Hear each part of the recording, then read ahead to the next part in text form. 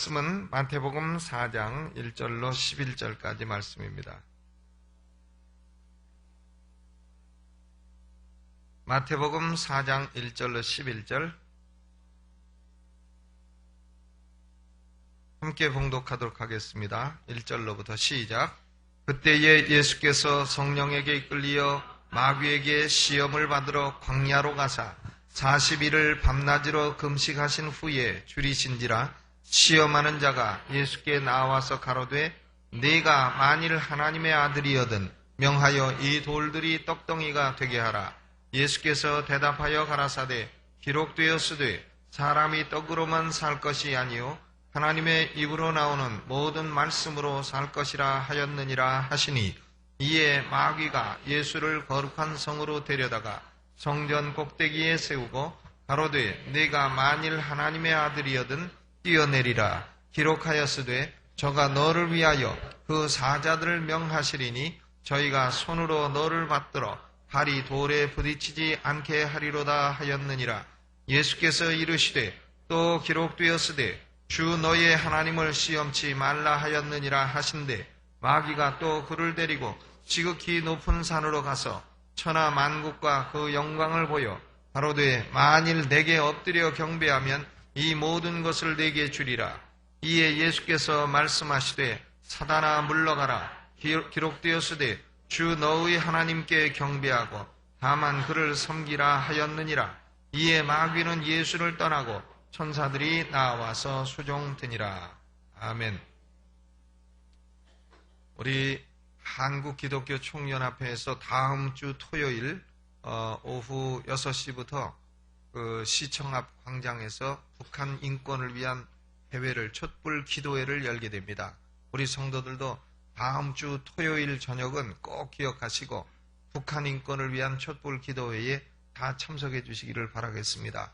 이번에는 30만을 동원을 목표로 하고 있습니다. 우리가 참 남한에 살면서 먹고 또 편안히 살고 한다고 해서 우리 북한 동포를 잊어서는 안 되겠습니다. 우리 북한 동포들은 참 그 악한 정권 밑에서 고생하고 있고 또 그 정권을 벗어나서 탈북을 해서 중국으로 가게 되면 중국의 이 악한 정권도 그들을 잡아다가 다시 북한으로 보내버립니다. 그러면 공개 처형되고 참 인간이 인간으로 대접받지 못하는 그런 사회가 아니겠습니까? 우리는 할 일이 없습니다. 우리가 총칼로 쳐들어갈 수도 없는 것이고 우리가 할 수 있는 일이라고는 전능하신 하나님께 우리의 마음을 다해서 기도하는 일밖에는 없는 줄로 믿습니다. 우리가 모여서 기도할 때에 하늘의 역사가 나타나게 되고 북한 우리의 동포들이 자유를 찾게 될 줄로 믿습니다. 이 자유란 것은 참으로 중요한 것입니다. 미국의 유명한 패트릭 헨리가 자유가 아니면 죽음을 달라 이렇게 하고 자유의 가치를 죽음보다도 더 위대하게 여긴 거 아니겠습니까? 우리 북한 동포들의 그 참상을 우리가 참 이렇게 듣거나 저렇게 듣거나 다 알고 있는 상황인 것입니다. 그래서 우리는 그것을 외면할 수 없는 것이고 그것을 외면하면 우리 시대를 사는 그리스도인의 양심이 아닌 것입니다. 그러므로 이번에 기도회의에 우리 교회도 적극적으로 참여할 것이고 북한 선교 소위원회도 적극적으로 참여해 주시고 우리 모든 성도가 기도함으로 이번에 모여서 북한 인권을 위해서 한번 뜨겁게 기도하는 시간이 되시기를 바랍니다. 다음 주 토요일입니다. 오늘은 마태복음 4장 1절로부터 11절까지 말씀을 중심으로 해서 예수님의 기도 생활이라 하는 제목으로 말씀을 나누도록 하겠습니다. 예수님은 나이 30에 공생애를 시작하셨고 33세에 십자가 순환을 받으셨습니다. 공생의 시작은 요단강에서 침례를 받으심으로 시작을 하셨습니다. 예수님이 받으신 침례는 침례 요한이 베풀었던 회개의 침례였습니다. 예수님은 죄가 없는 분이시고 전혀 회개할 일이 없는 분이시지만은 우리를 위해서 의를 이루기 위해서 침례를 받으셨다 그랬습니다. 마태복음 3장 15절에 이와 같이 하여 모든 의를 이루는 것이 합당하니라 하신데 이에 요한이 허락하는지라. 그래서 예수님이 요단강에서 침례를 받으신 것입니다. 예수님이 죄가 있어 받으신 것이 아니라 우리에게 나누어 주실 의를 준비하기 위해서 침례를 받으신 것입니다. 예수님이 요단강에서 침례를 받으시고 물에서 올라오셨다 그랬어요. 물에서 올라오실새 하늘이 열리고 하나님의 성령이 비둘기처럼 예수님에게 위에 임하여 계셨다. 그리고는 하늘에서 소리가 나서 가로되 이는 내 사랑하는 아들이요 내 기뻐하는 자라. 예수님이 요단강에서 침례를 받으신 후에 곧바로 집으로 가신 것이 아닙니다. 예수님은 성령께 이끌려서 광야로 기도하러 가셨다 그랬습니다. 광야로 가셨다. 광야에 가셔서 40일을 금식하시며 기도하셨습니다. 마귀는 시험하는 자가 되어 예수님이 기도하고 계실 때에 예수님을 찾아왔습니다.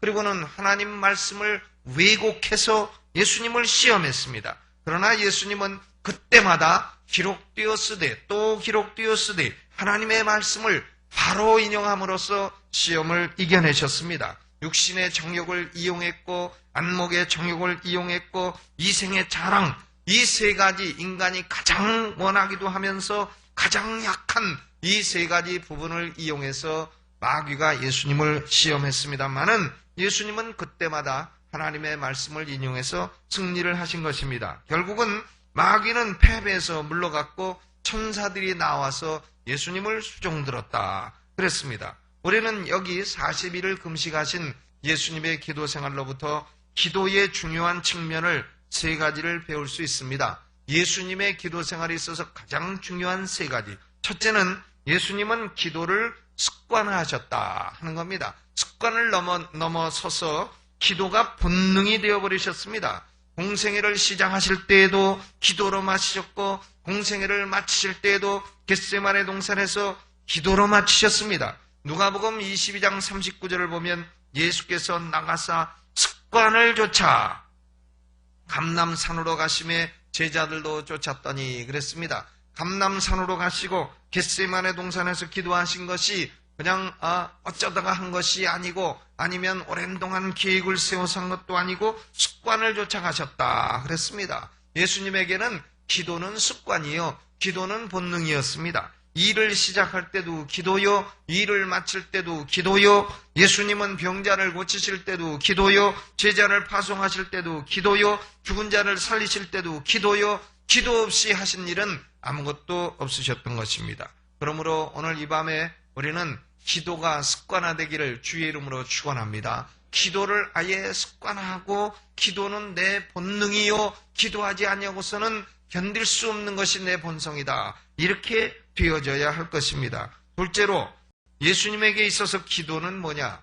기도는 바로 영적인 전쟁이었습니다. 기도하실 때에 마귀는 예수님을 시험하려고 달려들었습니다. 그리고 기도하심으로 예수님은 마귀의 시험을 이겨내셨던 것입니다. 기도의 영적 전투에서 승리하심으로 마귀는 물러가고 천사들이 와서 수종드는 역사가 일어나게 됐다 그랬습니다. 우리는 기도의 전투에서 무조건 승리해야 됩니다. 기도의 전투에서 지면 현실 세계에서 지게 되는 것입니다. 기도의 전투에서 우리는 무조건 이겨야 됩니다. 우리의 전쟁은 주먹으로 하는 것도 아니고 우리의 전쟁은 욕설로 하는 것도 아니고 우리의 전쟁은 기도로 하는 겁니다. 저는 어제까지 인천에서 집회를 마쳤는데 인천지방의연합 집회를 마쳤는데요.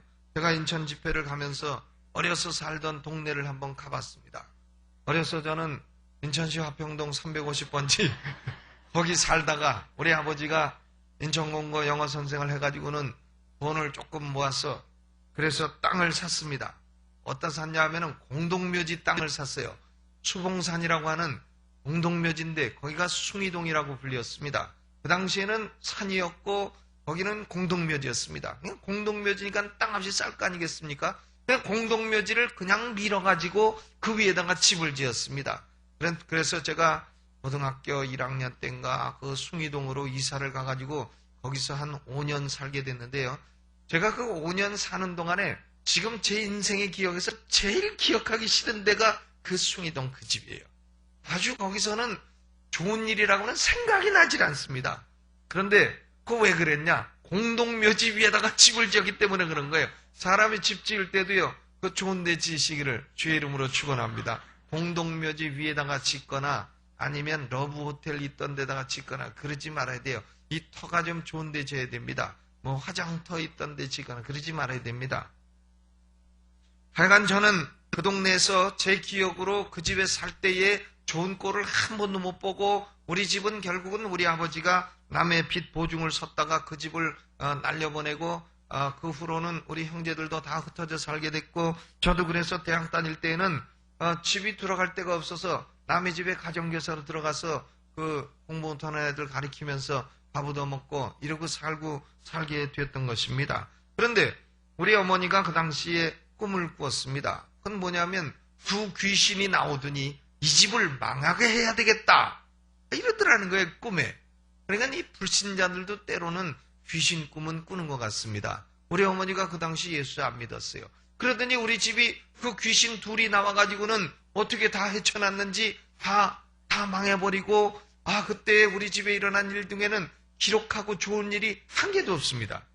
하여간 그때 그 집은 날려보내서 저는 속으로 이 집 잘 날라갔다. 참 시원하다. 이런 생각을 할 정도로 그 집에 대한 추억이 좋지 않습니다. 그런데 그 일로 인해서 우리 어머니가 그 이후로 예수 믿고 권사님이 되셨고 저도 그 이듬해에 예수 믿고 목사가 되었고 제 동생도 예수 믿고 전도사가 되었고 우리 집안에 복음이 들어오게 된 것입니다. 그래서 귀신 역사는 물러가고 귀신들이 저질러 놓은 일이 그때 저질러 놓은 일이 도리어 나중에는 다 복이 돼서 돌아오게 된 것입니다. 그러므로 기도는 전쟁이에요.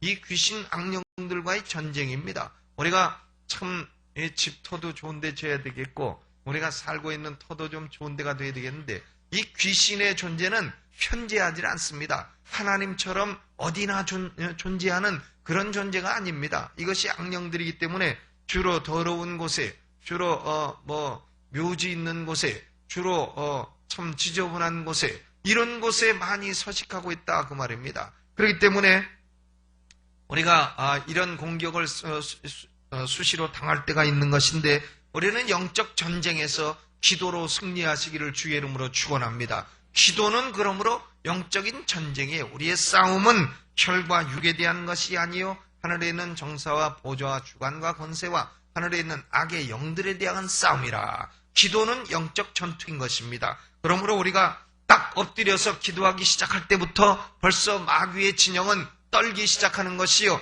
귀신들은 벌써 물러가기 시작하는 것이요 우리는 살 길이 열리기 시작하는 줄로 믿으시기를 주의 이름으로 축원합니다. 기도는 전쟁입니다. 마귀는 이미 패잔병입니다. 머리통이 이미 깨져버린 존재입니다. 예수님이 부활하시고 승천하셨을 때에 마귀의 머리통을 깨놓으셨습니다. 그렇기 때문에 우리는 기도로 싸우기만 하면 승리는 우리 것이에요. 안 싸우니까 지는 거지. 안 싸우니까 지고 아니면 싸우더라도 기도로 조금 들어가다가 후퇴하니까 지는 것이지 싸우면 반드시 이기게 돼 있는 것입니다. 승리는 우리 것입니다. 기도 전투에서 지면 어느 누구라도 마귀의 병정 노릇을 하게 되는 것이고 성경을 읽어도 마귀처럼 왜곡해서 읽게 되는 것이고 이렇게 되는 것입니다. 그러므로 예수님에게 있어서 기도는 전쟁이었습니다. 우리는 기도가 전쟁이라 하는 사실을 깨닫고 이 기도의 전쟁에서 날마다 승리하시기를 주의 이름으로 축원합니다. 셋째로 예수님에게 있어서 기도는 뭐냐? 하나님과 화합되는 겁니다. 하나님과의 화합이에요. 중세시대의 신비주의자들이 기도를 많이 했는데 이 신비주의자들, 미스틱들이 특히 이 점을 강조했습니다. Union with God, 하나님과의 일치, 하나님과의 화합, 이것을 강조했는데 하나님과 합쳐지는 최고의 비결은 뭐냐? 다른 거 없습니다. 기도입니다. 사람과 사람도 자주 만나면 정이 붙게 돼 있습니다. 왼수라도 자주 만나면 정이 붙게 돼 있는 겁니다. 사람과 사람도 자주 만나면 정이 붙게 돼 있는데 하나님과 인간도 자주 만나야 정이 붙고 화합이 되는 것입니다. 하나님과 친밀해지게 되는 것입니다. 하나님과 친밀해지다 보면 저절로 일어나는 일들이 많이 있는 것입니다. 하나님이 전능자이시기 때문에 하나님과 친밀해지면 우리에게도 전능하신 능력이 나타나기 시작합니다. 하나님이 지혜자이시기 때문에 하나님과 친밀해지기 시작하면 우리에게도 하나님의 지혜가 나타나기 시작합니다. 하나님이 거룩하고 정결한 분이시기 때문에 하나님과 친밀하게 되면 우리에게도 하나님의 거룩함이 나타나게 되고 점점 성결함으로 나아갈 수 있게 되는 겁니다. 죄를 이길 수 있게 되는 겁니다. 하나님을 멀리하게 되면 죄에 지게 되는 겁니다. 그러나 하나님을 가까이 하면 깨끗한 분을 가까이 하기 때문에 우리도 점점 영혼이 깨끗해지고 정결한 사람이 되는 줄로 믿으시기를 바랍니다. 하나님은 사랑이 많으신 분이시기 때문에 하나님을 가까이 하게 되면 우리 마음에도 사랑이 많아지게 되는 것입니다. 그러므로 모든 면에서 하나님을 닮아가는 가장 빠른 방법은 뭐냐? 다른 거 없습니다. 기도입니다. 기도는 하나님과의 화합인 것입니다. 여러분, 오늘 우리는 내가 기도를 습관화해야 되겠다. 나는 날마다 기도의 전쟁에서 승리해야 되겠다. 내가 기도로서 날마다 하나님과 화합하고 친밀한 삶을 살아야 되겠다. 이런 세 가지 예수님의 기도 생활을 배우게 되시기를 주의 이름으로 축원합니다. 그러므로 우리가 아무리 바빠도 기도의 줄은 끊지 말아야 돼요. 아무리 바빠도. 함께 부르짖는 합심기도도 중요하고 홀로 골방에서 드리는 골방기도도 중요합니다. 합심기도 했다고 해서 골방기도 안 하지 마시고 골방기도 했다고 해서 합심기도 안 하지 마시고 대중기도도 중요하고 합심기도도 중요하고 골방기도도 중요한 것입니다. 기도가 있는 인생은 결코 쓰러지지 않습니다. 기도가 있는 인생은 결코 승리하게 될 줄로 믿으시기를 주의 이름으로 축원합니다. 어제 제가 공예를 하는데 거기서 음료수를 하나 줘요. 무슨 음료수인가 했더니 비타 500 아시죠? 비타 500. 이 비타 500이 제가 어려서부터 들어왔던 음료수 바카스를 추월해 버렸습니다. 바카스보다 더 많이 팔리는 게 비타 500이라는 거예요. 먹어보니까 맛도 있고 또 시원하기도 하고. 근데 왜 비타 500이 바카스를 추월했느냐? 제가 물어보니까 한 목사님이 그런 얘기를 했습니다. 이 비타 500을 만든 사람이 이걸 만들기 위해서 많은 기도를 해가지고 기도 끝에 지혜를 얻어서 이 음료를 만들게 됐다. 그랬더니 비타 500이 바카스를 추월하게 됐다. 그런 얘기를 들었습니다. 여러분, 음료수 하나도 기도로 만들어야 이겨냅니다. 음료수 하나도 기도로 만들어야 잘 팔리고 빈대떡 하나도 기도로 붙여야 잘 팔리고 우리는 모든 것을 하여간 기도로 해야 승리할 줄로 믿습니다.